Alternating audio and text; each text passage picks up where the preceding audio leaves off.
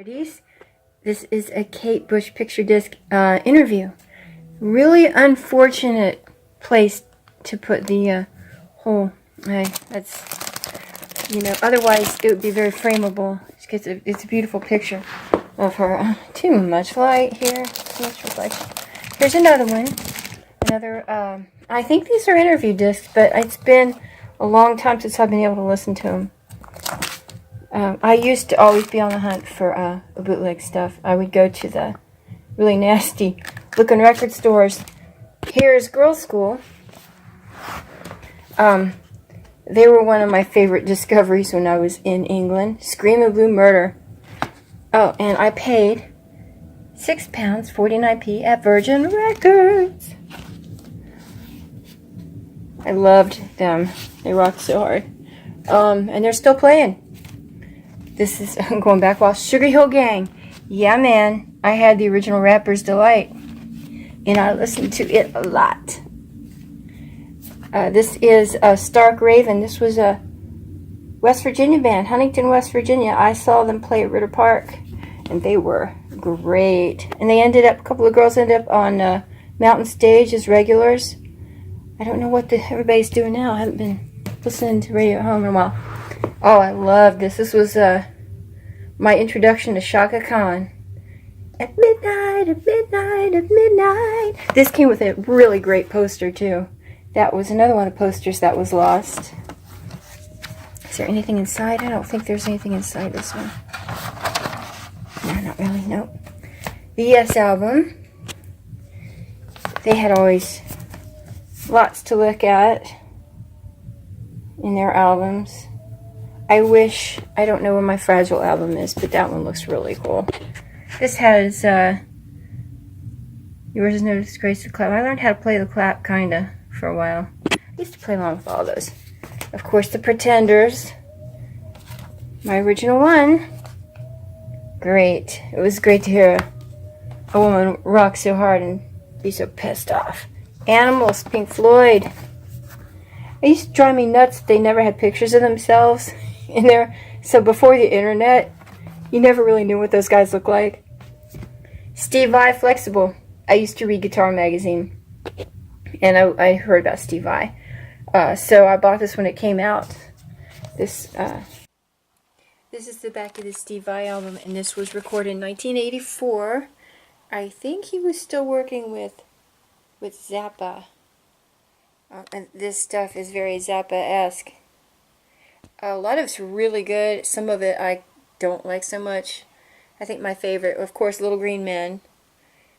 View Woman is good. Lovers Are Crazy. Pretty much like all these first songs. Boy Girl Song. Attitude Song. The Attitude Song. Yeah, that's the one. Anyway. Okay, now we're jumping genres. Again, Michael Nesmith's First National Band. This is the, I think his second one he did with the First National Band. I Fall to Pieces. He did really nice versions of some really old songs. I liked it when he mixed his, I like it when he and Mickey worked together. They did some cool psychedelic hippie stuff. Picture disc. And this is Rarities. Versions of Star Collector. And this is from like a lot of their later stuff. Love to Love ended up on a reissue. That was a Davy song. Anyway, yeah, I am all about these old picture discs. Let's see what's on the other side. So, how can I do this with one hand? I'm gonna get carpet fuzz all over it. So there's that. This is really, that's cool. I've always thought I should frame that. But then you look at the other side and you're like, well, maybe I should frame that. That's a cool one too. So I end up never framing it because I can't make up my mind what I want to do with it. Here's my Peter Tork autographed version of Head. That was a really cool moment. That was a cool moment to get to meet Pete. And I bought this at a used record store in Danville. My dad knew the owner.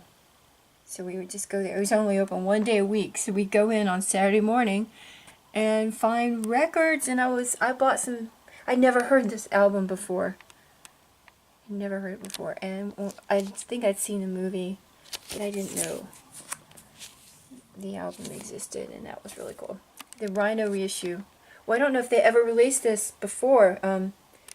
This was a live concert they did in 1967, and Rhino put this out when the Monkees were having their big resurgence. Yeah, they play everything, and yeah, it's rough, because you know, Mickey wasn't really a drummer. He started off as a guitar player, a singer.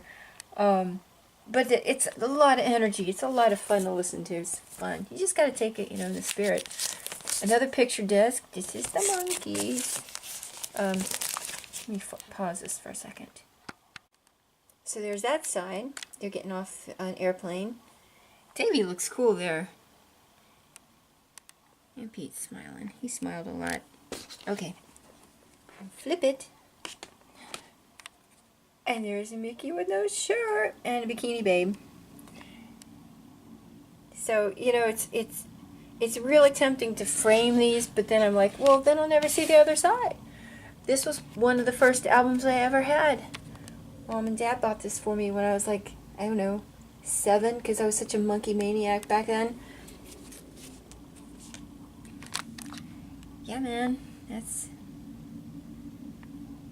the real deal right here. So cool.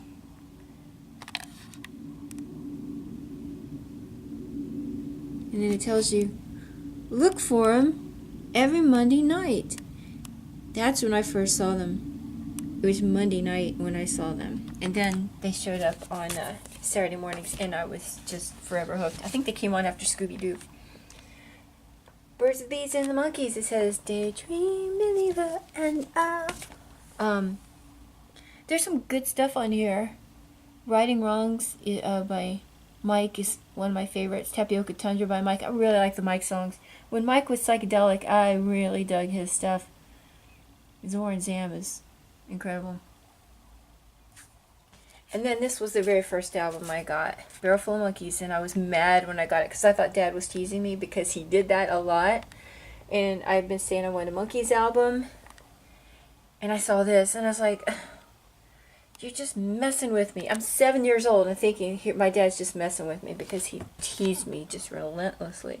But when I opened it up, oh, it is the Monkees. And this was the first album that I had by them. And I listened to it. And I still expect these songs to be in this order sometimes when I'm listening to them. And what I loved was, it showed you who produced what. And I was, 7, 8 years old, and I read the crap out of things. And I saw, produced by Mike Nesmith. Well, what does that mean? Arranged by Mike Nesmith. So when I used to hear people say, oh, the Monkees didn't do anything, I'm like, oh, well, I know Mike did. I know for a fact Mike did. This was a great collection. I dug the crap out of this. I just have a recommendation. If you're storing your albums, you want to store them upright, but you also want to store them in a dry place. I stored these in the house, but in a closet that was, I think, too cool and too damp. So the covers have got a little bit of discoloration on them, and I might be able to wipe that off. I might try to do that. Okay, end of part, whatever this is.